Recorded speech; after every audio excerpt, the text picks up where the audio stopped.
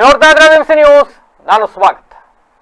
ಹಾಸನ ಜಿಲ್ಲೆಯಲ್ಲಿ ಸಾಕಷ್ಟು ಸರ್ಕಾರಿ ಶಾಲೆಗಳು ಇವತ್ತು ಅಳಿವಿನ ಅಂಚಿನಲ್ಲಿದ್ದಾವೆ.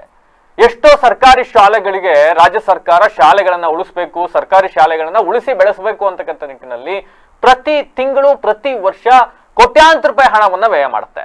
ಆದ್ರೆ ಅದು ಎಷ್ಟರ ಮಟ್ಟಕ್ಕೆ ಸದ್ಬಳಕೆ ಆಗ್ತಾ ಇದೆ ಅಂಡ್ ಸರ್ಕಾರಿ ಶಾಲೆಗಳ ಸ್ಥಿತಿಗತಿ ಹೇಗಿದೆ ಅನ್ನೋದಕ್ಕೆ ಇವತ್ತೊಂದು ತಾಜಾ ಉದಾಹರಣೆಯನ್ನ ನಿಮ್ಮ ಮುಂದೆ ತೆರೆದಿಡ್ತಾ ಇದ್ದೀವಿ. ಎಸ್, ಇವತ್ತು ನಾವು ನಿಮ್ಮ ಮುಂದೆ ಹಾಸನ ನಗರದ ಮಧ್ಯಭಾಗದಲ್ಲಿ ಇರತಕ್ಕಂತ ಸರ್ಕಾರಿ ಹಿರಿಯ ಪ್ರಾಥಮಿಕ ಶಾಲೆಯ ಆಡುಬಳ್ಳಿ ಸರ್ಕಾರಿ ಶಾಲೆಯ ಅವ್ಯವಸ್ಥೆಯನ್ನ ನಿಮ್ಮ ಮುಂದೆ ತೆರೆದಿಡುವ ಪ್ರಯತ್ನವನ್ನ ಮಾಡ್ತೀನಿ. ಇವತ್ತು ನನ್ನ ಜೊತೆ ಜಾಯಿನ್ ಆಗ್ತಾರೆ ವಾಹಿನಿಯ ಮುಖ್ಯಸ್ಥರಾದಂತಹ ಚೌಡೋಳಿ ಜಗದೀಶ್ ಅವರು. ಸರ್ ನಮಸ್ತೆ. ಹಾಸನದ ಹೃದಯ ಭಾಗದಲ್ಲಿ ಇರ್ತಕ್ಕಂಥ 1 ಎಕರೆ 13 ಗುಂಟೆಯಲ್ಲಿ ಇರ್ತಕ್ಕಂಥ ವಿಶಾಲ ಜಾಗವನ್ನ ಹೊಂದಿರತಕ್ಕಂಥ ಆಡುಬಳ್ಳಿ ಸರ್ಕಾರಿ ಶಾಲೆ 7 ಕೊಠಡಿಗಳನ್ನ ಹೊಂದಿತ್ತು. ಆ 7 ಕೊಠಡಿಗಳ ಪೈಕಿ ಈಗಾಗಲೇ 4 ಕೊಠಡಿಗಳು ಬಿದ್ದು ಹೋಗಿದ್ದಾವೆ. 2 ಕೊಠಡಿಗಳಲ್ಲಿ ಪಾಠ ಪ್ರವಚನ ನಡೀತಾ ಇದೆ. 1 ಕೊಠಡಿಯಲ್ಲಿ ಅಡಿಗೆ ಮಾಡಕ್ಕೆ ಉಪಯೋಗಿಸ್ಕೊಳ್ತಾ ಇದ್ದಾರೆ, ಅದು ಕೂಡ ಶಿಥಿಲ ಆಗೋಗಿದೆ. ಅಂಡ್ ಇಲ್ಲಿ ಸುಮಾರು 48 ವಿದ್ಯಾರ್ಥಿಗಳು ಓದ್ತಾ ಇದ್ದಾರೆ. ಆದ್ರೆ ಶಾಲೆ ಸಂಪೂರ್ಣವಾಗಿ ಶಿಥಿಲಾವಸ್ಥೆ ತಲುಪಿದೆ. ಈಗ ಶಾಲೆಯ ಶಿಥಿಲಾವಸ್ಥೆ ಒಂದೇ ಅಲ್ಲ, ಸರ್ಕಾರದ ಅಧಿಕಾರಿಗಳು ಇದ್ದಾರೋ, ಸರ್ಕಾರ ಏನಾಗಿದೆ, ಶಿಕ್ಷಣದ ಬಗ್ಗೆ ಹೆಚ್ಚಿನ ಒತ್ತನ್ನು ಕೊಟ್ಟು ಅನುದಾನಗಳನ್ನ ಆಗ ಕಾಲಕ್ಕೆ ತಕ್ಕನಾಗಿ ಬಿಡುಗಡೆ ಮಾಡ್ತಕ್ಕಂಥ ಶಿಕ್ಷಣ ಇಲಾಖೆ ಅಧಿಕಾರಿಗಳು ಏನ್ ಮಾಡ್ತಾ ಇದ್ದಾರೆ? ದನ ಕಾಯ್ತಾ ಇದ್ದಾರ? ಮಕ್ಕಳ ಪ್ರಾಣಕ್ಕೆ ಇವ್ರಿಗೇನು ಹೊಣೆ ಇಲ್ವಾ? ಆ ಮಕ್ಕಳ ತಲೆ ಮೇಲೆ ಸೂರು ಬೀಳ್ತಾ ಇದೆ, ಗೋಡೆ ಬೀಳ್ತಾ ಇದೆ. ಅಕ್ಕಪಕ್ಕದಲ್ಲಿ ಬಿದ್ದೋಗಿರ್ತಕ್ಕಂಥ ಗೋಡೆಗಳು ನೋಡಿದ್ರೆ ಇಲಿ, ಹೆಗ್ಗಣ, ಹಾವು, ಚೇಳು ಎಲ್ಲ ಬರ್ತಕ್ಕಂಥ ಪರಿಸ್ಥಿತಿಯನ್ನ ನೋಡಿದಾಗ ಹಾಸನ ಜಿಲ್ಲೆಯನ್ನ ಕೇಳುವಂತವ್ರು ಯಾರು ಇಲ್ವಾ? ಇದು ಗಂಡು ಮೆಟ್ಟಿನ ನಾಡಾಗಿರ್ತಕ್ಕಂಥ ಹಾಸನದ ಹೃದಯ ಭಾಗದಲ್ಲೇ ಹೀಗಾದ್ರೆ ನೀವು ಅಲ್ಲಿ ಒಂದು ಚದುರಡಿಗೆ 3,000 ರಿಂದ 5,000 ರೂಪಾಯಿ ರೇಟ್ ಇದೆ. 1 ಎಕರೆ 13 ಗುಂಟೆ ಸರ್ಕಾರಿ ಜಾಗವನ್ನ ಯಾವುದೇ ಪ್ರಯೋಜನ ಇಲ್ಲ ರೀತಿನಲ್ಲಿ ಆ ಮಕ್ಕಳನ್ನ ನೀವು ಪಾಠ ಓದಿಸ್ತಾ ಇದ್ದೀರಲ್ಲ. ನಿಮಗಾದ್ರೂ ನಿಮ್ಮ ಮಕ್ಕಳನ್ನ ಆ ಥರ ಕಳಿಸ್ತೀರಾ? ನೀವು ಖಾಸಗಿ ಶಾಲೆಗಳ ಜೊತೆ ಎಲ್ಲಾದ್ರೂ ಒಡಂಬಡಿಕೆ ಮಾಡ್ಕೊಂಡಿದ್ದೀರಾ? ಸರ್ಕಾರಿ ಶಾಲೆಗಳನ್ನ ಮುಗಿಸ್ಬೇಕು ಅಂತಕ್ಕಂಥ ನಿರ್ಣಯವನ್ನ ಮಾಡ್ಕೊಂಡಿದ್ದೀರಾ? ಜಿಲ್ಲಾಡಳಿತ ಏನ್ ಮಾಡ್ತಾ ಇದೆ? ತಾಲೂಕ್ ಪಂಚಾಯತಿ ಏನ್ ಮಾಡ್ತಾ ಇದೆ? ಅಲ್ಲಿಯ ಗ್ರಾಮ ಪಂಚಾಯತಿ ಏನ್ ಮಾಡ್ತಾ ಇದೆ? ಸೊ ಹೇಳಿ ಕೇಳಿ ಅದು ಗ್ರಾಮ ಪಂಚಾಯತಿ ವ್ಯಾಪ್ತಿಗೆ ಬರೋದಿಲ್ಲ, ಅದು ನಗರಸಭೆ ವ್ಯಾಪ್ತಿಗೆ ಬರ್ತದೆ. ಆದ್ರಿಂದ ಆ ಒಂದು ಶಾಲೆಯನ್ನ ಉಳಿಸ್ತಕ್ಕಂಥ ಬೆಳೆಸ್ತಕ್ಕಂಥ ಕೆಲಸ ಆಗ್ಬೇಕು. ಈ ನಿಟ್ಟಿನಲ್ಲಿ ಹೆಚ್ಚು ಚರ್ಚೆಗಳು ಆಗ್ಬೇಕು. ನಗರದ ಮಧ್ಯಭಾಗದಲ್ಲೇ ಈ ರೀತಿ ಆದ್ರೆ ಹಳ್ಳಿಗಳ ಒಂದು ಪರಿಸ್ಥಿತಿ ಏನು? ಮಳೆಗಾಡಿನಲ್ಲಿ ಆಗ್ತಕ್ಕಂಥ ನೋಡಿ, ನೀವು ಸ್ವಾಗತಲ್ಲಿ ಇಟ್ಟಿರ್ತಕ್ಕಂಥ ಬಕೆಟ್ಗಳು ನೋಡಿ, ನೀರು ಸೋರ್ತಾ ಇದೆ. ಅಡಿಗೆ ಮಾಡ್ತಾ ಇರ್ತಕ್ಕಂಥ ಅಡಿಗೆ ರೂಮ್ ನೋಡಿದ್ರೆ ಸುತ್ತ ಗೋಡೆ ಬಿರುಕ್ಬಿಟ್ಟು ಮೇಲ್ಚಾವಣೆಗೆ ತಗಡನ್ನು ಹಾಕಿದ್ದಾರೆ. ಶೀತ ಹಿಡಿದು ನೀರು ಹಿಡಿದು ಆ ನೀರಿನಲ್ಲಿರ್ತಕ್ಕಂಥ ಗೊಜ್ಜೆ ಎಲ್ಲನ್ನು ಆ ಮಕ್ಕಳ ಪರಿಸ್ಥಿತಿ ಏನಾಗಬೇಕು, ಇದ್ರ ಬಗ್ಗೆ ವಿಸ್ತೃತ ಚರ್ಚೆ ಆಗ್ಬೇಕು. ಜಿಲ್ಲಾ ಪಂಚಾಯತಿ ಸಿಇಒ ಆಗಿರ್ಬೋದು, ನಮ್ಮ ಶಿಕ್ಷಣ ಸಚಿವರು ಈ ಮೇಲಾಗಿ ನೋಡ್ಬೇಕು. ಅದರಲ್ಲೂ ಹಾಸನ ಜಿಲ್ಲಾ ಉಸ್ತುವಾರಿ ಸಚಿವರು ಹಾಸನವನ್ನ ಕಡೆಗಣಿಸಿದ್ದಾರ ಅಥವಾ ಮರ್ತಿದ್ದಾರ? ಹಾಸನ ಅಂದ್ರೆ ಅವ್ರಿಗೆ ಏನಾದ್ರು ನೆಗ್ಲೆಕ್ಟ್ ಇದೆ, ದಯಮಾಡಿ ಈ ಹಾಸನ ಜಿಲ್ಲೆಯಿಂದ ವಿಮುಕ್ತಗೊಳಿಸಿ ಅವರು ಬೇರೆಗೆಲ್ಲರೂ ಹೋಗ್ಲಿ. ಹಾಸನದಲ್ಲಿ ಅವರು ಯಾಕೆ ಮೀಟಿಂಗ್ ಮಾಡ್ತಾ ಇಲ್ವಾ? ಸಭೆಗೆ ಸಮಾರಂಭಗಳನ್ನ ಮಾಡಿ. ಎಸ್, ಇನ್ನು ಈ ಶಾಲೆ ವಿಚಾರಕ್ಕೆ ಬಂತ ಅಂದ್ರೆ ಇದು ನೆನ್ನೆ ಮೊನ್ನೆ ಆಗಿರೋ ಶಾಲೆ ಅಲ್ಲ ರೀ. 1936ರಲ್ಲಿ ಪ್ರಾರಂಭ ಆಗಿರೋ ಶಾಲೆ. ಇದುವರೆಗೂ ಇಲ್ಲಿ ಲಕ್ಷಾಂತರ ವಿದ್ಯಾರ್ಥಿಗಳು ವ್ಯಾಸಂಗವನ್ನು ಮಾಡಿದ್ದಾರೆ. ಇವತ್ತು ಯಾವ್ದಾವ್ದು ದೊಡ್ಡ ಹುದ್ದೆಗಳಿದ್ದಾರೆ. ಅವರೆಲ್ಲ ಇವತ್ತು ಹಳೆ ವಿದ್ಯಾರ್ಥಿಗಳು ಒಂದಿಬ್ರು ಶಾಲೆ ಆವರಣಕ್ಕೆ ಬಂದು ಮಾತನಾಡ್ತಾ ಇದ್ರು. ಸರ್, ಈ ಶಾಲೆಯಲ್ಲಿ ನಾವೆಲ್ಲ ಓದಿ ಇವತ್ತು ಒಳ್ಳೆಯ ಸ್ಥಾನಮಾನದಲ್ಲಿ ಇದ್ದೀವಿ. 2019ರಲ್ಲಿ ಮೊದಲ ಬಾರಿಗೆ ಈ ಶಾಲೆಯ ಗೋಡೆ ಕುಸಿದು ಬಿತ್ತು. ಅವತ್ತಿಂದ ನಿರಂತರವಾಗಿ ನಾವು ಅವತ್ತಿನ ಸಂಸದರು, ಶಾಸಕರುಗಳು, ಅಧಿಕಾರಿಗಳು ಎಲ್ಲರಿಗೂ ಕೂಡ ನಿರಂತರವಾಗಿ ಲೆಟರ್ ಬರೀತಾ ಇದ್ದೀವಿ, ನಿರಂತರವಾಗಿ ಇದನ್ನ ಸರಿ ಮಾಡಿಸಿ ಅಂತ ಹೇಳ್ತಾ ಇದ್ದೀವಿ. ಬಟ್ ಯಾರೊಬ್ರು ಕೂಡ ಈ ಬಗ್ಗೆ ಗಮನ ಹರಿಸ್ತಾ ಇಲ್ಲ. ಒಂದು ಲೆಟರ್ ಕೊಟ್ಬಿಡ್ಲಿ, ಹಿಂಬರ ಹಾಕೊಡಿ, ನಮ್ ಕಡೆಯಿಂದ ಸರ್ಕಾರಿ ಶಾಲೆ ನಮ್ ಕೈಲಿ ಆಗಲ್ಲ, ನಮ್ ಕೈಲಿ ಮಾಡಕ್ಕಾಗಲ್ಲ ಅಂತ ಒಂದು ಲೆಟರ್ ಕೊಟ್ಬಿಡಿ, ನಾವು ಸರಿ ಮಾಡಿಸ್ತೀವಿ. ಹಳೆ ವಿದ್ಯಾರ್ಥಿಗಳೆಲ್ಲ ಸೇರಿ ದೇಣಿಗೆ ಎತ್ತಾದ್ರೂ ಸರಿ ಈ ಶಾಲೆಯನ್ನ ಅಭಿವೃದ್ಧಿ ಮಾಡ್ತೀವಿ ಅಂತಕ್ಕಂಥ ಒಂದು ಮಾತನ್ನ ಹೇಳ್ತಾರೆ. ಅಲ್ಲಿ ಹಳೆ ವಿದ್ಯಾರ್ಥಿಗಳು ಇಬ್ರು ಮಾತನಾಡಿದ್ದಾರೆ, ಸೋಮಶೇಖರ್ ಮತ್ತೆ ಸುನಿಲ್ ಅಂತಕ್ಕಂಥವ್ರು. ಏನ್ ಮಾತಾಡಿದಾರೆ ನೋಡ್ಕೊಂಡು ಬನ್ನಿ. ಸರ್, ನನ್ನ ಹೆಸರು ಸೋಮಶೇಖರ್ ಅಂತ, ಈ ಶಾಲೆಯ ಹಳೆ ವಿದ್ಯಾರ್ಥಿ. ಸರ್, ನಾನು ನಮ್ಮಲ್ಲಿ ಕೇಳ್ಕೊಳೋದೇನೆಂದರೆ, ಈ ಶಾಲೆ 1936ರಲ್ಲಿ ಈ ಶಾಲೆ ಸ್ಟಾರ್ಟ್ ಆಗಿದೆ. ಇಲ್ಲಿವರೆಗೂ ಸುಮಾರು ಹೆಚ್ಚು ಕಮ್ಮಿ ಲಕ್ಷಾಂತರ ವಿದ್ಯಾರ್ಥಿಗಳು ಈ ಶಾಲೆಯಲ್ಲಿ ಓದಿ ಈ ಶಾಲೆಯಲ್ಲಿ ಉತ್ತಮವಾದಂಥ ವಿದ್ಯಾಭ್ಯಾಸವನ್ನು ಮಾಡಿದ್ದೀವಿ. ನಾವೆಲ್ಲರೂ ಕೂಡ ಒಳ್ಳೊಳ್ಳೆ ಈ ಶಾಲೆಯಲ್ಲಿ ವಿದ್ಯಾಭ್ಯಾಸ ಮಾಡಿ ಒಳ್ಳೊಳ್ಳೆ ಪೊಸಿಷನಲ್ಲಿ ಇದ್ದೀವಿ. ಸೊ ಇಲ್ಲಿ ಸಮಸ್ಯೆ ನೋಡಿದ್ರೆ ಈ ಶಾಲೆ ಬಹಳ ಕುಲುಗೆಟ್ಟೋಗಿದೆ. ಎಷ್ಟು ಅಂದರೆ ಕಟ್ಟಡ ಎಲ್ಲ ಬಿದ್ದೋಗಿದೆ. ಕಟ್ಟಡವನ್ನು ನೋಡಿದ್ರೆ ನಿಜವಾಗ್ಲೂ ಭಾಳ ನೋವಾಗ್ತಿದೆ. ಇಲ್ಲಿ ಇರ್ತಕ್ಕಂಥ ಮಕ್ಕಳು, ಬಡ ಮಕ್ಕಳು ಮತ್ತು ರಿಮೈಂಡ್ ಹೋಮ್ನಲ್ಲಿ ಇರ್ತಕ್ಕಂಥ ಅನಾಥ ಮಕ್ಕಳು ಇಲ್ಲಿ ಸೇರ್ಕೊಂಡಿದ್ದಾವೆ. ಸೊ ಈ ಅನಾಥ ಮಕ್ಕಳಿಗೆ ಯಾರು ಹೊಣೆ? ಯಾರು ತಂದೆ ತಾಯಿ ಇಲ್ಲ ಅಂದರೆ ಯಾರು ಹೊಣೆ ಅಲ್ವಾ? ದಯಮಾಡಿ ಅಧಿಕಾರಿಗಳೇ, ನಿಮ್ಮಲ್ಲಿ ನಾನು ಕೇಳ್ಕೊಳೋದೇನಪ್ಪ ಅಂದರೆ, ಸರ್ಕಾರಿ ಶಾಲೆಗೆ ಮಕ್ಕಳು ಸೇರಿಸಿ ಅಂತೀರಿ. ಹೇಗೆ ಸೇರಿಸೋದು? ಈಗ ನಮ್ಮ ಮಕ್ಕಳನ್ನೇ ನಾವು ಹೇಗೆ ಸೇರಿಸೋದು? ಡೆಂಗು ಜ್ವರ ಬಂದಿದೆ. ಡೆಂಗು ಜ್ವರ ಇಲ್ಲಿ ನೀರು ನಿಂತಿದೆ. ಬಂದು ನೋಡ್ಬೇಕು ನೀವು, ಬಿಲ್ಡಿಂಗ್ ಬಿದ್ದು ಮಳೆ ನೀರು ಒಳಗಡೆ ನಿಂತು ಸೊಳ್ಳೆಗಳು ಉತ್ಪತ್ತಿ ಆಗ್ತಿದ್ದಾವೆ. ಮಕ್ಕಳಿಗೆ ಸೊಳ್ಳೆಗಳು ಬಂದು ಕಚ್ಚಿ ಡೆಂಗು ಜ್ವರ ಬಂದು ಮಕ್ಕಳು ಸತ್ತೋದ್ರೆ ಯಾರು ಹೊಣೆ? ನಿಮ್ಮ ಮಕ್ಕಳೇ ಆದರೆ ಈ ಥರ ಶಾಲೆಗೆ ಕಳಿಸ್ತೀರಾ? ಹೇಗೆ ನಂಬ್ಕೊಂಡು ನಾವು ಶಾಲೆ ಕಳಿಸೋದು? ಅನೇಕ ಹಣನ ಬರುತ್ತೆ ಸರ್ಕಾರದಿಂದ ಹಣ, ಆದರೆ ಈ ಶಾಲೆಗಳಿಗೆ ದುರಸ್ತಿಗೆ ನೀವು ಖರ್ಚು ಮಾಡಲ್ವಾ? ಅದೇ ಯಾವುದಾದ್ರೂ ಒಂದು ಬಿಲ್ಡಿಂಗು ಅದಿದು ಅಂತಂದರೆ ಇಮಿಡಿಯೇಟ್ಲಿ ಹೋಗಿ ನಿಂತ್ಕೋತೀರಾ? ಎಲ್ಲ ಅನಾಹುತ ಆದಮೇಲೆ ಈ ಶಾಲೆಗೆ ಬಂದು ನಿಂತ್ಕೋತೀರಾ? ಎಲ್ಲ ಬಿದ್ದು ಮಕ್ಕಳು ಯಾರಾದರೂ ಏನಾದ್ರು ಹೆಚ್ಚು ಕಮ್ಮಿ ಆದಾಗ ಬಂದು ನೋಡೋಕ್ಕೆ ಬರ್ತೀರಾ? ದಯಮಾಡಿ ಹೇಳ್ತೀನಿ, ಆ ಥರ ಅನಾಹುತ ಆಗೋದಕ್ಕಿಂತ ಮೊದಲು ಎಚ್ಚೆತ್ಕೊಳ್ಳಿ. ಸೊ ಎಚ್ಚೆತ್ಕೊಳ್ಳಿಲ್ಲ ಅಂತಂತಂದರೆ ಖಂಡಿತವಾಗ್ಲೂ ನಾವು ಇದ್ರ ಬಗ್ಗೆ ಹೋರಾಟವನ್ನು ಮಾಡೋದಕ್ಕೆ ಪ್ರಾರಂಭ ಮಾಡ್ತಾಯಿದ್ದೀವಿ. ನಾವು ಮಿನಿಸ್ಟ್ರಿಗೆ ಫೋನ್ ಮಾಡಿ ಈ ಶಾಲೆ ವಿದ್ಯಾರ್ಥಿ ನೋಡಿ, ಹಳೆ ವಿದ್ಯಾರ್ಥಿಗಳೆಲ್ಲ ಬಂದು ಮಿನಿಸ್ಟ್ರಿಗೆ ಫೋನ್ ಮಾಡೋತ್ತಿಗೆ DDP ಅವ್ರು ಹೊಡ್ಬಂದರು. ಇಲ್ಲಿವರೆಗೂ ಕೂಡ ಅವರು ಈ ಕಡೆಗೆ ತಲೆ ಹಾಕಿಲ್ಲ. BO ಮೇಡಮ್ ಬರ್ತಾರೆ, ಹೋಗ್ತಾರೆ. ನಾವು ಅದಕ್ಕೆ ಲೆಟ್ರ್ ಹಾಕಿದ್ವಿ, ಇದಕ್ಕೆ ಲೆಟ್ರ್ ಹಾಕಿದ್ವಿ ಅಂತ ಸುಮ್ಮನೆ ಲೆಟ್ರ್ ಹಾಕಿದ ತಕ್ಷಣ ಎಲ್ಲ ಬಂದೋಗಲ್ಲ. ಸೀರಿಯಸ್ ಆಗಿ ನಿಮ್ಮ ಮಕ್ಕಳ ಥರ ಈ ಶಾಲೆನ ನೋಡಿ. ದಯಮಾಡಿ ಇಡೀ 1 ಎಕರೆ 16 ಗುಂಟೆ ಜಮೀನಿದೆ ಈ ಶಾಲೆಗೆ. ಇಡೀ ನಗರದ ಮಧ್ಯದಲ್ಲಿ ಎಲ್ಲೂ ಇಲ್ಲ. ಇಂಥ ಶಾಲೆನ ಉಳಿಸ್ಕೊಂಡಲೇ ನೀವು ಯಾರು ಇದು ಮಾಡ್ತೀರಿ? ನೀವೆಲ್ಲರೂ ಈ ಶಾಲೆನ ಒಳ್ಳೇದು ಮಾಡಿ, ನಾವು ಮಕ್ಕಳನ್ನ ತಂದು ಈ ಶಾಲೆಗೆ ಅಧಿಕವಾದಂಥ ಮಕ್ಕಳನ್ನ ತಂದು ಸೇರಿಸಲಿಲ್ಲ ಅಂದರೆ ಕೇಳಿ. ಒಂದು ವೇಳೆ ನಿಮ್ಮ ಕೈಲಿ ಮಾಡೋಕ್ಕಾಗಲಿಲ್ವಾ, ನಮಗೆ ಮಾಡೋಕ್ಕಾಗಲ್ಲ ಅಂತ ಇಂಬರನ ಬರ್ಕೊಡಿ. ನಾವು ಹಳೆ ವಿದ್ಯಾರ್ಥಿಗಳೆಲ್ಲ ಸೇರ್ಕೊಂಡು ಕೈ ಕಾಲು ಹಿಡಿದು ದೇಣಿಗೆ ಎತ್ತಿ ಈ ಶಾಲೆನ ಉದ್ಧಾರ ಮಾಡ್ತೀವಿ. ಆಡವಳ್ಳಿ ಗ್ರಾಮಸ್ಥರು ಎಲ್ಲ ಸೇರ್ಕೊಂಡು ಯಾರ್ಯಾರು ದಾನಿಗಳನ್ನ ಕೈ ಕಾಲು ಹಿಡಿಯೋದಾಗಲಿ, ಅವ್ರ ಕಾಲು ಹಿಡ್ಕೊಳ್ಳೋದಾಗಲಿ ನಾವು ಈ ಶಾಲೆ ಬಿಟ್ಕೊಡಲ್ಲ, ನಾವು ಸೇರಿಸ್ತೀವಿ. ದಯಮಾಡಿ ನಮ್ಮ ಪ್ರಾಣನ ಒತ್ತೆಟ್ಟಾರು ಈ ಶಾಲೆನ ಸರಿ ಮಾಡ್ತೀವಿ, ಸರ್ಕಾರಿ ಶಾಲೆನ ಉಳಿಸ್ಕೋತೀವಿ. ನಿಮ್ಮ ಕೈಲಿ ಆಗಲ್ಲ ಅಂತೇಳಿ ಸಾಕು, ನಾವು ಮಾಡ್ತೀವಿ. ನಮಗೆ ಮಾಡೋಕ್ಕೆ ಇದಿದೆ. ಸಿಟಿ ನಗರದ ಮಧ್ಯದಲ್ಲಿದೆ. ಆಡವಳ್ಳಿ 2ನೇ ವಾರ್ಡಿನ ಮಧ್ಯದ 2ನೇ ವಾರ್ಡು ಆಡವಳ್ಳಿ, ಇಲ್ಲೇ ಇರೋದು ಈ ಶಾಲೆ. ಎಷ್ಟು ಚೆನ್ನಾಗಿದೆ ಅಂದರೆ ಈ ಶಾಲೆನ ಮಾಡಿದ್ರೆ ಯಾವುದೇ ಖಾಸಗಿ ಶಾಲೆಗೂ ಕಡಿಮೆ ಇಲ್ಲ ಅಂಥ ಒಂದು ಮೈದಾನ ಇದೆ. ಇಲ್ಲಿಯ ಮಕ್ಕಳು ಎಂಥ ಚಟುವಟಿಕೆಗಳಿದ್ದಾವೆ ಅಂದರೆ ಬಂದು ನೋಡಿ, ಎಷ್ಟು ಚುರುಕಿದ್ದಾವೆ ಮಕ್ಕಳು. ಆದರೆ ಪ್ರೋತ್ಸಾಹ ಮಾಡ್ತಕ್ಕಂಥ ವ್ಯವಸ್ಥೆ ಇಲ್ಲ. ದಯಮಾಡಿ ಶಿಕ್ಷಣ ಇಲಾಖೆ ಕೈ ಮುಗಿದು ಬೇಡ್ಕೋತೀನಿ, ಈ ಶಾಲೆನ ಉಳಿಸಿ. ದಯವಿಟ್ಟು ಈ ಶಾಲೆ ಅನಾಹುತ ಆಗೋದಕ್ಕೆ ಬಿಡಬೇಡಿ. ಕೆಲವೇ ದಿನಗಳಲ್ಲಿ ಈ ಶಾಲೆ ಅನಾಹುತ ಹಂತದಲ್ಲಿದೆ. ದಯಮಾಡಿ ಈ ಶಾಲೆನ ಉಳಿಸ್ಕೊಡಿ ಅಂತ ನಿಮ್ಮಲ್ಲಿ ಕೇಳ್ಕೊತಿದ್ದೀನಿ. ದಯಮಾಡಿ ಉಳಿಸ್ಕೊಡಿ. ನಮಸ್ಕಾರ. ಏನಿವತ್ತು ನಮ್ಮ ಆಡವಳ್ಳಿ ಗ್ರಾಮದಲ್ಲಿ ಸರ್ಕಾರಿ ಶಾಲೆ ಇದೆ, ಹಿರಿಯ ಪ್ರಾಥಮಿಕ ಪಾಠಶಾಲೆ. ಸುಮಾರು 48 ಜನ ಮಕ್ಕಳು ಇವತ್ತು ವಿದ್ಯಾಭ್ಯಾಸ ಮಾಡ್ತಾ ಇದ್ದಾರೆ. ಎಲ್ಲ ಬಡ ಮಕ್ಕಳು ಮತ್ತು ಅನಾಥ ಮಕ್ಕಳು. ನಾವೇನಕ್ಕೆ ಇಷ್ಟೊಂದು ಕಾಳಜಿ ವಹಿಸ್ಕೊಂಡು ಈ ಶಾಲೆ ಬಗ್ಗೆ, ಈ ಶಾಲೆನ ನಾವು ಉಳಿಸ್ಕೋಬೇಕು, ಬೆಳೆಸ್ಕೋಬೇಕು ಅಂತ ಹೇಳಿ ನಾವು ಯಾಕೆ ಇಷ್ಟೊಂದು ಹೋರಾಟ ಮಾಡ್ತಿದ್ದೀವಿ ಅಂತ ಅಂದರೆ, ಈ ಶಾಲೆ ಸುಮಾರು 1936ರಲ್ಲಿ ಸ್ಥಾಪನೆ ಆಗಿದೆ. ಸುಮಾರು ಅದಕ್ಕೆ ಈ ಶಾಲೆಗೆ ಆದಂಥ ದೊಡ್ಡ ಇತಿಹಾಸ ಇದೆ. ನಾವೆಲ್ಲ ಈ ಶಾಲೆಯ ಹಳೆ ವಿದ್ಯಾರ್ಥಿಗಳು.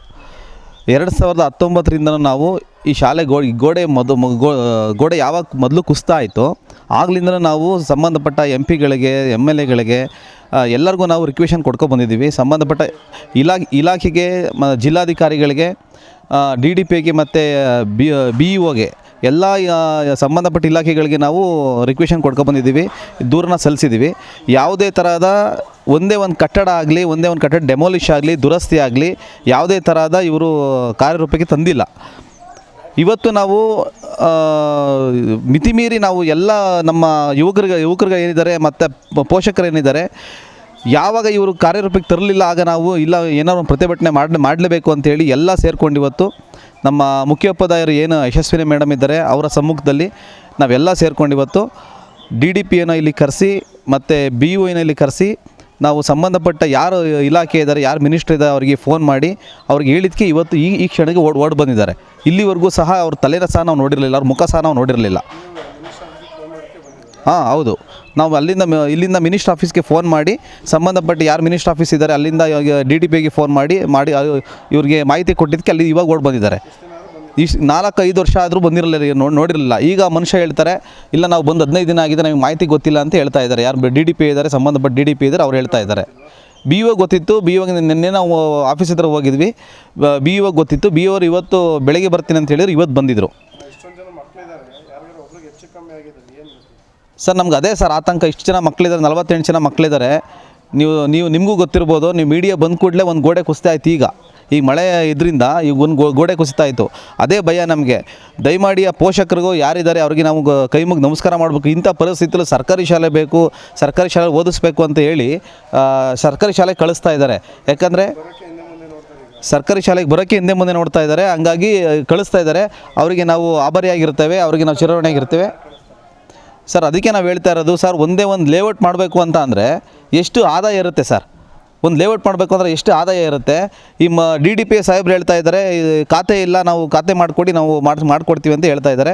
ಖಾತೆ ಮಾಡೋ ವ್ಯವಸ್ಥೆ ನಾವು ನಗರಸಭೆಯಲ್ಲಿ ಮಾಡ್ತೀವಿ. ಸಂಬಂಧಪಟ್ಟ ಏನು ದಾಖಲಾತಿಗಳು ಏನಿದೆ ದಾಖಲೆಗಳೇನಿದ್ದಾವೆ ಎಲ್ಲ ದಾಖಲಾತಿಗಳು ತಗೊಂಡು ನಾವು ಸಂಬಂಧಪಟ್ಟ ಅಧಿಕಾರಿಗಳ ಹತ್ರ ಮಾತಾಡಿ ಈ ಒಂದು ಎಕರೆ 13 ಕುಂಟೆ ಏನಿದೆ ಇದಕ್ಕೆ ಖಾತೆ ಮಾಡೋ ವ್ಯವಸ್ಥೆ ಮಾಡ್ತೀವಿ. ಒಳ್ಳೆ ಸ್ಕೂಲ್ ಮಾಡ್ಬೋದು ಸರ್. ನಮ್ಗೆ ಏನು ಖಾತೆ ಮಾಡಿಕೊಡ್ಬೇಕು ನಮ್ಮ ಕಡೆಯಿಂದ ನಾವು ಮಾಡಿಕೊಡ್ತೀವಿ. ನಗರಸಭಾ ಸದಸ್ಯರಾಗಿ ನಾವು ಏನು ಮಾಡಿಕೊಡ್ತೀವಿ. ಈ ನಗರದಲ್ಲಿ, ಈ ನಗರ ಪ್ರದೇಶದಲ್ಲಿ 1 ಎಕರೆ 13 ಕುಂಟೆ ಇರೋದೇ ನಮಗೆ ಪುಣ್ಯ ಜಾಗ ಸರ್ ಇದು. ಹಾಂ ಹೌದು. ಅದನ್ನೇ ಇದೇ ಜಾಗ ಏನಾದರೂ ಒಂದು ಲೇಔಟ್ ಮಾಡಬೇಕು ಅಂತ ಅಂದರೆ ಸರ್ 1 ತಿಂಗಳಲ್ಲಿ ಇದು ಕೆಲಸ ಮುಗಿಸ್ತಾರೆ. ಯಾಕಂದರೆ ಇದು ಸರ್ಕಾರಿ ಕೆಲಸ, ಸರ್ಕಾರಿ ಶಾಲೆ ಉಳಿಸೋ ಕೆಲಸ. ಅದು ಹಂಗಾಗಿ ಇದು ಯಾಕೆ ನಿರ್ಲಕ್ಷ್ಯ ಮಾಡ್ತಾಯಿದ್ರೆ ಗೊತ್ತಿಲ್ಲ. ಏನು ಸರ್, ಲೇಔಟಿಗೆ ಪರ್ಮಿಷನ್ ಆಗಲಿ, ಲೇಔಟ್ ಫಾರ್ಮೇಷನ್ ಆಗಲಿ ರಾತ್ರಿ ಇದು ಮಾಡ್ಕೊ ಅಪ್ರೂವ್ ಕೊಟ್ಬಿಡ್ತಾರೆ. ಯಾವುದೇ ಸರ್ಕಾರಿ ಶಾಲೆಗಳು ಉಳಿಸೋದಾಗಲಿ ಬೆಳೆಸೋದಾಗಲಿ ಇವ್ರಿಗೆ ಗಮನ ಇಲ್ಲ. ದಯಮಾಡಿ ಸಂಬಂಧಪಟ್ಟ ಅಧಿಕಾರಿಗಳ ಥರ ಕೈ ಮುಗಿದು ಮನವಿ ಮಾಡ್ಕೊಳ್ಳೋದೇನು ಅಂತ ಅಂದರೆ, ನಿಮ್ಮ ಕೈ ಮುಗಿದು ಮನವಿ ಮಾಡ್ಕೊಳ್ತಾ ಇದ್ದೀವಿ, ಸರ್ಕಾರಿ ಶಾಲೆನ ಉಳಿಸಿ, ಸರ್ಕಾರಿ ಶಾಲೆನ ಬೆಳೆಸಿ. ನಾವು ಓದಿದಂಥ ಶಾಲೆ ಇದು, ಇದಕ್ಕೆ ದೊಡ್ಡ ಇತಿಹಾಸ ಇದೆ ಸರ್. ಈ ಶಾಲೆನ ಉಳಿಸ್ಬೇಕು, ಈ ಶಾಲೆನ ಬೆಳೆಸಬೇಕು. ನಮ್ಮ ಸರ್ಕಾರಿ ಶಾಲೆ ನಮ್ಮ ಹೆಮ್ಮೆ. ಸ್ವಾಗತ. ಈಗ ಹಾಸನ ಜಿಲ್ಲೆಯನ್ನ ಕಾಪಾಡ್ತಕ್ಕಂಥ ಜನ ಯಾರು? ಶಾಸಕರು ಅಲ್ಲಿ ಭೇಟಿ ಕೊಡ್ತಾ ಇಲ್ಲ, ಸಂಸದರು ನೋಡ್ತಾ ಇಲ್ಲ, ಇನ್ನು ಜಿಲ್ಲಾ ಉಸ್ತುವಾರಿ ಮಂತ್ರಿ ಆಗೊಮ್ಮೆ ಈಗೊಮ್ಮೆ ಬರ್ತಾರೆ. ಅವರು ಏನಿದ್ರು IB ವಸತಿ ಗೃಹಗಳು ಅಥವಾ ಯಾರ್ದಾರು ಒಂದು ಮನೆಯಲ್ಲಿ ಇರ್ತಕ್ಕಂಥ ಪತ್ರಿಕಾಗೋಷ್ಠಿಗಳನ್ನ ನೋಡ್ಕೊಂಡು ಜನ ಸುಮ್ಮನಾಗ್ಬೇಕಾ? ಜನ ಎಚ್ಚೆತ್ಕೊಳ್ತಾರೆ. ಹಾಸನ ಜಿಲ್ಲೆಯ ಜನತೆ, ಸ್ಥಳೀಯ ಶಾಸಕರು ಕೂಡ ಹೊಣೆ ಆಗ್ಬೇಕಾಗತ್ತೆ. ಹೌದು, ಈ ಕೂಡಲೇ ಶಾಸಕರು ಅಲ್ಲಿ ಭೇಟಿ ನೀಡಬೇಕು, ಅದನ್ನ ರೆಡಿ ಮಾಡಿಸ್ಬೇಕು. 1 ಎಕರೆ 13 ಕುಂಟೆ ಜಾಗ ಅಂದ್ರೆ ಕೋಟ್ಯಾಂತರ ರೂಪಾಯಿ ಬೆಲೆ ಬಾಳ್ತಕ್ಕಂತ ಜಾಗದಲ್ಲಿ ದೊಡ್ಡ ಶಾಲೆಯನ್ನ ನಿರ್ಮಿಸಬಹುದು, ಅಲ್ಲಿ ಕಾಲೇಜನ್ನ ತೆರಿಬಹುದು. ಅಂತ ಜಾಗದಲ್ಲಿ ಸ್ಥಿತಿಯನ್ನು ನೋಡಿದಾಗ ಎಂತರಿಗೂ ಇದು ಅಯ್ಯೋ ಹಾಸನಕ್ಕೆ ಈ ಗತಿ ಬಂತಲ್ಲ ಅಂತಕ್ಕಂತ ಕೊರಗುವಂತ ಸ್ಥಿತಿಯನ್ನ ನಾವು ಕಾಣ್ತಾ ಇರೋದು ನಮ್ಮ ದುರದೃಷ್ಟ. ದಿನದಿಂದ ದಿನಕ್ಕೆ ಎಲ್ಲ ಒಂದ್ ಕಡೆ ಖಾಸಗಿ ಶಾಲೆಗಳು ನಾಯಿಕೊಡೆಗಳಂತೆ ತಲೆ ಎತ್ತಾ ಇದಾವೆ. ಪೈಪೋಟಿ ಸ್ಟೂಡೆಂಟ್ಸ್ ಗಳಿಗೆ, ಪೋಷಕರನ್ನ ಆಕರ್ಷಿಸುವ ನಿಟ್ಟಿನಲ್ಲಿ ಸ್ಮಾರ್ಟ್ ಕ್ಲಾಸ್ ಸೌಲಭ್ಯ, ಮತ್ತೊಂದು ಇನ್ನೊಂದು ಈ ತರದ ಏನೇನೋ ಗಿಮಿಕ್ಗಳನ್ನ ಮಾಡಿಕೊಂಡು ವಿದ್ಯಾರ್ಥಿಗಳನ್ನ ಸೆಳೆಯುವ ಪ್ರಯತ್ನವನ್ನ ಮಾಡ್ತಾರೆ. ಈ ಸಂದರ್ಭದಲ್ಲಿ ಸರ್ಕಾರಿ ಶಾಲೆಗಳು ಖಾಸಗಿ ಶಾಲೆಗಳಿಗೆ ಕಾಂಪಿಟೇಷನ್ ಕೊಡೋ ತರ ಇರಬೇಕು. ಆದ್ರೆ ವಿಪರ್ಯಾಸ ಅಂತ ಅಂದ್ರೆ ಜನ ಯಾಕಿವತ್ತು ಸರ್ಕಾರಿ ಶಾಲೆ ಅಂದ್ರೆ ಮೂಗ್ ಮುರಿತಾ ಇದ್ದಾರೆ, ಜನ ಯಾಕಿವತ್ತು ಖಾಸಗಿ ಶಾಲೆ ಹತ್ರ ಮಾರು ಹೋಗ್ತಾ ಇದ್ದಾರೆ ಅಂತ ಅಂದ್ರೆ ಇದೇ ಕಾರಣಕ್ಕೆ ಆ ಶಾಲೆಯಲ್ಲಿ ಹೋಗಿರತಕ್ಕಂತ ಮಹಾನ್ ವ್ಯಕ್ತಿಗಳು ದೊಡ್ಡ ಹುದ್ದೆಯನ್ನು ಅಲಂಕರಿಸಿದ್ದಾರೆ ಅಂತಕ್ಕಂತ ಮಾಹಿತಿಯನ್ನ ಕೊಡ್ತಾ ಇದ್ದಾರೆ. ದಯಮಾಡಿ ಈ ನಗರದ ಮಧ್ಯಭಾಗದಲ್ಲಿರ್ತಕ್ಕಂಥ ಶಾಲೆಗಳಿಗೆ ಈ ತರ ಆದ್ರೆ, ನೀವು ಖಾಸಗಿ ಶಾಲೆಯವರು ಮನೆ ಬಾಗಿಲಿಗೆ ಬಸ್ ಕಳಿಸ್ತಾರೆ, ಅವ್ರು ಹೇಳಿದಷ್ಟು ಫೀಸ್ ಕೊಡ್ತಾ ಇದ್ದಾರೆ, ಮಕ್ಕಳನ್ನ ಅವರು ವಿದ್ಯಾಭ್ಯಾಸಕ್ಕೋಸ್ಕರ ಖರ್ಚು ಮಾಡ್ತಾ ಇದ್ದಾರೆ. ಹೊಲ ಮನೆ ತೋಟ ಎಲ್ಲಾನು ಬಿಟ್ಟು ನಗರದಲ್ಲಿ ವಾಸ ಮಾಡಿ ಅವರ ವಿದ್ಯಾಭ್ಯಾಸಕ್ಕೋಸ್ಕರ, ಅವರ ಮುನ್ನುಡಿಗೋಸ್ಕರ, ಈ ದೇಶದ ಏಳಿಗೆಗಾಗಿ, ರಾಜ್ಯದ ಏಳಿಗೆಗಾಗಿ, ಜಿಲ್ಲೆಯ ಒಂದು ಹೆಸರಿಗಾಗಿ ಅವರ ಒಂದು ಜೀವನವನ್ನ ಕಟ್ಟಿಕೊಡ್ತಕ್ಕಂಥ ಈ ದಿನಮಾನಗಳಲ್ಲಿ ಸರ್ಕಾರಿ ಶಾಲೆಗಳನ್ನ ಮುಚ್ಚುವ ಹಂತಕ್ಕೆಂತಂತ ಇಂಥ ಅಧಿಕಾರಿಗಳನ್ನ ಏನ್ ಅನ್ಬೇಕು? ಶಿಕ್ಷಣ ಇಲಾಖೆ ಅಧಿಕಾರಿಗಳು ಒಂದು ಗಮನದಲ್ಲಿ ಇಟ್ಕೋಬೇಕು. ಶಿಕ್ಷಣ ಇಲಾಖೆ ಅಧಿಕಾರಿಗಳಿಗೆ ಅರಿವಿರಬೇಕು. ನಿಮ್ಮ ಶಿಕ್ಷಣ ಇಲಾಖೆ, ನಿಮ್ಮ ಹುದ್ದೆ ಎಲ್ಲಿವರೆಗೂ ಇರುತ್ತೆ, ಸರ್ಕಾರಿ ಶಾಲೆಗಳು ಎಲ್ಲಿವರೆಗೂ ಇರುತ್ತೋ ಅಲ್ಲಿವರೆಗೂ ಮಾತ್ರ ಇರುತ್ತೆ, ಯಾವುದು ಶಾಶ್ವತ ಅಲ್ಲ. ಇವತ್ತು ಸರ್ಕಾರಿ ಶಾಲೆಗಳನ್ನ ಉಳಿಸಿ, ಸರ್ಕಾರಿ ಶಾಲೆಗಳನ್ನ ಬೆಳೆಸ್ಕೊಂಡು ಹೋದ್ರೆ ನಿಮ್ ಹುದ್ದೆ, ನಿಮ್ಮ ಇಲಾಖೆ. ಸರ್ಕಾರಿ ಶಾಲೆಗಳನ್ನ ದಿನಕ್ಕೆ ಈ ತರ ಹಾಳ್ಗೆಡವಿ ನೀವು ಎಲ್ಲಾ ಸರ್ಕಾರಿ ಶಾಲೆಗಳು ಮುಚ್ಚೋದ್ರೆ ಅಧಿಕಾರಿಗಳು ಎಲ್ಲಿರ್ತಾರೆ? ಅಧಿಕಾರಿಗಳ ಕೆಲಸ ಎಲ್ಲಿರುತ್ತೆ?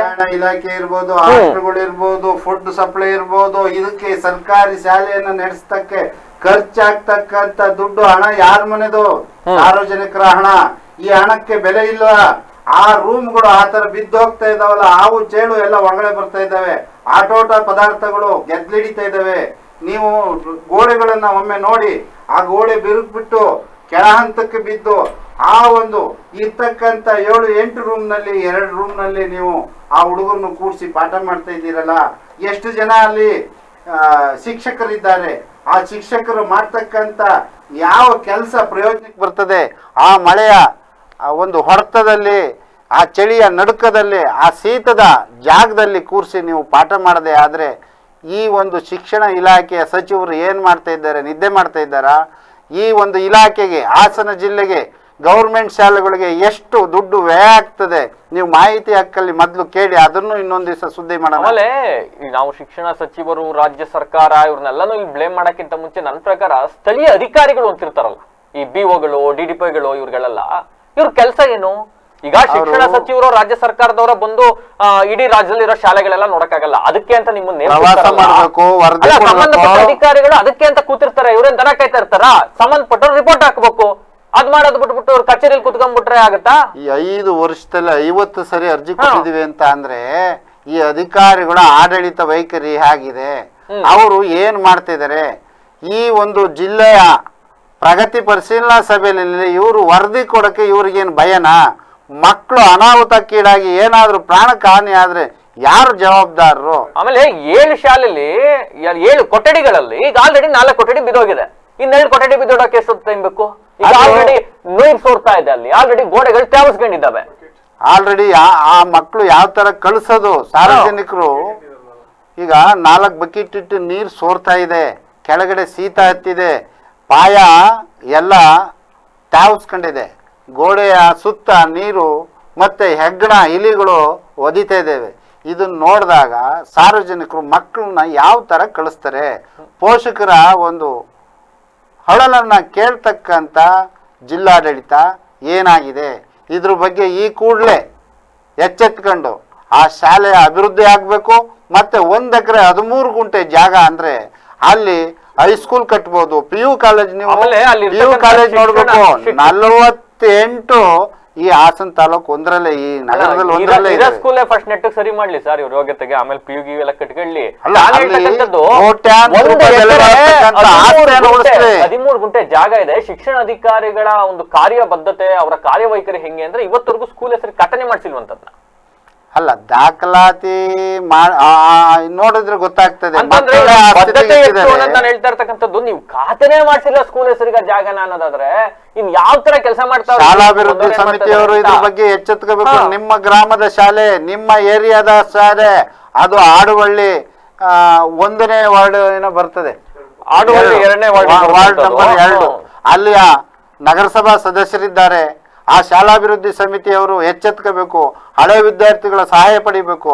ಅದರೊಟ್ಟಿಗೆ ಇಲ್ಲಿ ಹಾಸನ ಜಿಲ್ಲೆ ಹೇಳಿ ಕೇಳಿ ದಾನಿಗಳ ಒಂದು ತಾಣ, ಇಲ್ಲಿ ದಾನ ಮಾಡ್ತಕ್ಕಂಥವ್ರು ಕೋಟ್ಯಾಂತರ ರೂಪಾಯಿನಲ್ಲಿ ದಾನ ಮಾಡ್ತಾರೆ ಶಿಕ್ಷಣಕ್ಕಾಗಿ. ನಾವು ಮೊನ್ನೆ ಒಂದು ಗೊರೂರಿಂದ ವರದಿ ಮಾಡಿದ್ವಲ್ಲ, ಅಷ್ಟೊಂದು ಕೋಟಿ ದುಡ್ಡು ಬಿಡುಗಡೆ ಮಾಡ್ತಾರೆ ಸರ್ ದಾನಿಗಳೇ. ಅವರೇ ಹುಡುಗ. ಈಗ ನೀವು ಎಲ್ಲಿ ನೋಡಿದ್ರು ಹಗರಣ ಹಗರಣ ಹಗರಣ. ಈ ಹಗರಣದ ಮಧ್ಯೆ ಈ ಸರ್ಕಾರಿ ಶಾಲೆಗಳನ್ನ ನೋಡರೇ ಇಲ್ದಂಗಾಗಿದೆ. ಮೊನ್ನೆ ಒಂದು ಗೊರೂರ್ದು ಒಂದು ಸುದ್ದಿ ಮಾಡಿದ್ದು ನಿಮಗೆ ಜ್ಞಾಪಕ ಇದೆ ಏನೋ? ಬೆಂಗಳೂರಿನ NGOಗಳು ನಾವು ಮುಂದೆ ಬರ್ತೀವಿ, ಆ ಶಾಲೆ ಎಲ್ಲಿದೆ ದಯಮಾಡಿ ತೋರಿಸಿ, ನಮ್ಮಿಂದ ಏನಾದರೂ ಬೇಕಾದ್ರೆ ಅವ್ರಿಗೆ ಹೆಲ್ಪ್ ಕೇಳಿ, ನಾವು ಶಾಲಾ ಕಟ್ಟಡ ಕಟ್ಟಿಕೊಡ್ಬೇಕಾ ಅಥವಾ ಅಲ್ಲಿಗೆ ಏನಾದರೂ ಅಭಿವೃದ್ಧಿ ಮಾಡೋಕ್ಕೆ ಹಣ ಸಹಾಯ ಮಾಡಬೇಕಾ, ನಾವು NGOಗಳು ಮುಂದೆ ಬರ್ತೀವಿ ಅಂತಕ್ಕಂಥ ಕರೆಗಳನ್ನು ಮಾಡ್ತಾ ಇದ್ದು ನೋಡಿ ನಮಗೆ ಖುಷಿ ಆಯಿತು. ಇಂಥ ಶಿಕ್ಷಣ ಸಂಸ್ಥೆಗಳನ್ನು ಉಳಿಸಿ ಬೆಳೆಸಲಿಕ್ಕೆ ನೂರಾರು ಸಾವಿರಾರು ಸಮಾಜ ಸೇವಕರು ಮುಂದೆ ಬರ್ತಾ ಇದ್ದಾರೆ. ದಯಮಾಡಿ ಜಿಲ್ಲಾಡಳಿತ ಇದ್ರ ಬಗ್ಗೆ ಗಮನ ಕೊಡಬೇಕು. ಆಡುವಳ್ಳಿಯ ಒಂದು ಪ್ರಾಥಮಿಕ ಶಾಲೆಯನ್ನು ಉಳಿಸ್ಬೇಕು. ಅಲ್ಲಿ ಯಾಕೆಂದ್ರೆ ನಗರದ ಮಧ್ಯಭಾಗದಲ್ಲಿದೆ, ಆ ಏರಿಯಾದಲ್ಲಿ ರೈಲ್ವೆ ಸ್ಟೇಷನ್ ಪಕ್ಕದಲ್ಲಿದೆ, ಆ ಕಡೆ KSRTCಯ ಒಂದು ಡಿಪೋ ಇದೆ, ಅಲ್ಲಿ ಜನನಿಬಿಡ ಪ್ರದೇಶವಾಗಿದ್ದರಿಂದ ಅಲ್ಲಿಯ ಮಕ್ಕಳು ಗೌರ್ಮೆಂಟ್ ಶಾಲೆಯಲ್ಲಿ ಓದಿ ಒಳ್ಳೊಳ್ಳೆ ಅಧಿಕಾರಿಗಳಾಗಿ ರಾಜ್ಯವನ್ನು ಕಟ್ಟಬೇಕು, ದೇಶಕ್ಕೆ ಮುನ್ನುಡಿಯನ್ನು ಮರಿಬೇಕು ಅಂತಕ್ಕಂಥದ್ದು ನಮ್ಮ ವಾಹಿನಿಯ ಕಳಕಳಿ. ಒಂದು ಸರ್ಕಾರಿ ಶಾಲೆ ಯಾವ ಮಟ್ಟಕ್ಕೆ ಆಗಬೇಕು ಅಂತ ಅಂದ್ರೆ, ಕಂಪ್ಯೂಟರ್ಗಳು ಕೊಡ್ತಾರೆ, ಎಲ್ಲಿ ಇಟ್ಕೊಳ್ತೀರಿ? ಇಂಥ ಮಳೆ ಬರೋ ಸಂದರ್ಭದಲ್ಲಿ ಕಂಪ್ಯೂಟರ್ಗಳು ಎಲ್ಲಿ ಇಟ್ಕೊಳ್ತೀರಿ? ಆಟ ಆಡ್ತಕ್ಕಂಥ ಐಟಮ್ಸ್ ಗಳೆಲ್ಲವೂ ಕೂಡ ನೀರಲ್ಲಿ ನೆಂದು ಹಾಳಾಗಿ ಹೋಗ್ತಾ ಇದೆ. ಇರೋದ್ 4-5 ಬೆಂಚ್ಗಳಲ್ಲಿ ಮಕ್ಳು ಕುತ್ಕೊಂಡು ಪಾಠ ಕಲಿತಾವ್ರೆ. ಇರೋಬರ ಬೆಂಚ್ ಎಲ್ಲ ಮುರಿದೋಗಿರೋ ಕ್ಲಾಸ್ ರೂಮ್ ಒಳಗೆ ಇಟ್ಟಿದ್ದೀರಿ, ಅವು ಮಳೆ ಬಿದ್ದ ಹಾಳಾಗೋಗಿ. ಅವರಿಗೆ ಮಧ್ಯಾಹ್ನದ ಊಟ ಕೊಡ್ತಾರೆ, ಬಿಸಿ ಊಟ. ಆದ್ರ ಪದಾರ್ಥಗಳು, ಆಹಾರ ಪದಾರ್ಥಗಳು ಎಲ್ಲಿಡ್ತೀರಾ? ಅಲ್ಲಿ ಲೋಪದೋಷಗಳಾದ್ರೆ ಯಾರು ಹೊಣೆ? ಅವರು ಅವ್ರದ್ದು ಮನೆಗಳಲ್ಲಿ ಇಟ್ಕೊಂತಾರೆ. ಅಲ್ಲಿ ನೆಟ್ಟಿಗೆ ಮಾಡದೆ ಹೋದ್ರೆ ಯಾರು ಜವಾಬ್ದಾರರು? ಅಲ್ಲಿ ಯಾರೂ ನೋಡದೆ ಇರ್ತಕ್ಕಂಥ ಪರಿಸ್ಥಿತಿ. ಇನ್ನು ಮುಂದೆ ಶಿಕ್ಷಣ ಇಲಾಖೆ ಅಧಿಕಾರಿಗಳು ಜಿಲ್ಲೆಯಲ್ಲಿರ್ತಕ್ಕಂಥ, ತಾಲೂಕಿನಲ್ಲಿರ್ತಕ್ಕಂಥ ಸರ್ಕಾರಿ ಶಾಲೆಗಳಿಗೆ ವಿಸಿಟ್ ಕೊಡಬೇಕು. ಅಲ್ಲಿಯ ಸ್ಥಿತಿಗತಿಗಳ ವರದಿಯನ್ನು ಜಿಲ್ಲಾಡಳಿತಗಳಿಗೆ ನೀಡಬೇಕು, ಜಿಲ್ಲಾಡಳಿತ ರಾಜ್ಯಕ್ಕೆ ನೀಡಬೇಕು. ಬರ್ತಕ್ಕಂಥ ಅನುದಾನನ ಸದ್ಬಳಕೆ ಮಾಡಿ ಮಕ್ಕಳ ವಿದ್ಯಾಭ್ಯಾಸಕ್ಕೆ ಭಾರತದ ಮುನ್ನುಡಿಯನ್ನು ಬರ್ತಕ್ಕಂಥ ಈ ವಿದ್ಯಾರ್ಥಿಗಳ ಜೀವನ ಒಂದು ಪಾವನ ಆಗೋ ರೀತಿಯಲ್ಲಿ ನಡ್ಕೋಬೇಕು ಅಂತಕ್ಕಂಥದ್ದು ನಮ್ಮ ವಾದ. ಗ್ಯಾರಂಟಿಗಳನ್ನ ಕೊಡ್ತೀನಿ ಅಂತ ಬಂತು. ಒಂದಿಷ್ಟು ಗ್ಯಾರಂಟಿಗಳು ಇವತ್ತು ಟುಸ್ ಆಗಿ ಹೋದ್ವು, ಹಾಳಾಗಿ ಹೋದ್ವು. ನೋಡ್ರಿ, ಅವ್ರ ಗ್ಯಾರಂಟಿ ಬೇಕಾಗಿರೋದೇನು ಅಂದ್ರೆ ಸರ್, ನಮಗ್ ಬೇಕಾಗಿರೋದೇನು ಅಂದ್ರೆ ಇಲ್ಲಿ ವಿದ್ಯಾರ್ಥಿಗಳಿಗೆ ಶಿಕ್ಷಣದ ಗ್ಯಾರಂಟಿ ಬೇಕು. ಈಗ ರಾಜಕಾರಣಿಗಳು ಅವರ ಬದ್ಧತೆಯನ್ನ ಸಾರಬೇಕು.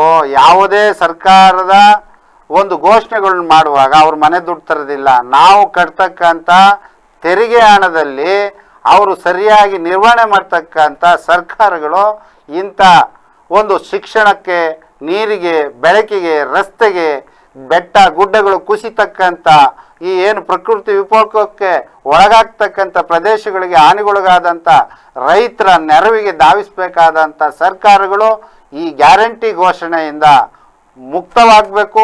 ರಾಜ್ಯದ ಪ್ರಗತಿಯತ್ತ ಸಾಗಬೇಕು ಅಂದ್ರೆ ವಿದ್ಯಾಭ್ಯಾಸಕ್ಕೆ ಮಹತ್ವ ಕೊಡಬೇಕು. ಆ ನಿಟ್ಟಿನಲ್ಲಿ ಶಿಕ್ಷಣದ ಅವರಿಗೆ ಬದುಕಕ್ಕೆ ಬಿಡ್ತಾ ಇಲ್ಲ. ಈ ಶಾಲೆಗಳು ಬಿದ್ದು ಹೋಗ್ತಾ ಇದ್ದಾವೆ. ಅವರಿಗೆ ಕೊಡ್ತಾ ಇರ್ತಕ್ಕಂಥ ಆಹಾರ ಕಳಪೆ ಆಗಿ ಏನು ಇದಾಗ್ತಾ ಇದೆ. ಇಂಥ ಒಂದು ನೀಚ ಬುದ್ಧಿಯಿಂದ ಹೊರಬಂದು ಅಧಿಕಾರಿಗಳು ಹೊರಹೋಗಿ ಒಂದು ವರದಿಯನ್ನ ತಯಾರು ಮಾಡಿ ಜಿಲ್ಲೆಯನ್ನು ಉಳಿಸುವಂತಾಗ್ಲಿ ಅಂತಕ್ಕಂಥದ್ದು ನಮ್ಮ ಒಟ್ಟಿನಲ್ಲಿ ಹಾಸನದ ಆಡುವಳ್ಳಿಯ ಸರ್ಕಾರಿ ಹಿರಿಯ ಪ್ರಾಥಮಿಕ ಶಾಲೆ 1936ರಲ್ಲಿ ಪ್ರಾರಂಭವಾದ ಶಾಲೆ 2019ರಲ್ಲಿ ಮೊದಲ ಗೋಡೆ ಬಿದ್ದೋಯ್ತು. ಇವತ್ತಿನ ದಿವಸಕ್ಕೆ ನೋಡ್ತಾ ಹೋದ್ರೆ 7 ಕೊಠಡಿಗಳ ಪೈಕಿ 2 ಕೊಠಡಿ ಕರೆಕ್ಟ್ ಆಗಿದ್ದಾವೆ, ಅವು ಕೂಡ ಸೋರ್ತಾ ಇದ್ದಾವೆ. ಸೋರುತ್ತಿಹುದು ಮನೆಯ ಮಾಳಿಗೆ ಅಜ್ಞಾನದಿಂದ ಅನ್ನತರ ಈ ಸರ್ಕಾರಿ ಶಾಲೆ ಅಧಿಕಾರಿಗಳ ಅಜ್ಞಾನದಿಂದ ಇವತ್ತು ಸೋರ್ ಹೋಗ್ತಾ ಇದೆ. ಇನ್ನಾದ್ರೂ ಸಂಬಂಧಪಟ್ಟ ಅಧಿಕಾರಿಗಳು ಎಚ್ಚೆತ್ಕೊಳ್ಳಿ, ಇನ್ನಾದ್ರೂ ಸಂಬಂಧಪಟ್ಟ ರಾಜಕಾರಣಿಗಳು ಎಚ್ಚೆತ್ಕೊಂಡು ಈ ಕೂಡಲೇ ಆ ಸರ್ಕಾರಿ ಶಾಲೆಗೆ ಒಂದು ಕಾಯಕಲ್ಪವನ್ನ ಕಲ್ಪಿಸಿ ಅಂತ ಹೇಳ್ತಾ ಇದಾಗಿತ್ತು ಹೊತ್ತಿನ ವಿಶೇಷ. ನಿರಂತರ ಸುದ್ದಿಗಾಗಿ ನೋಡ್ತಾರೆ BBC ಟಿವಿ, ಸತ್ಯದ ಕಡೆ ನಮ್ಮ ನಡೆ.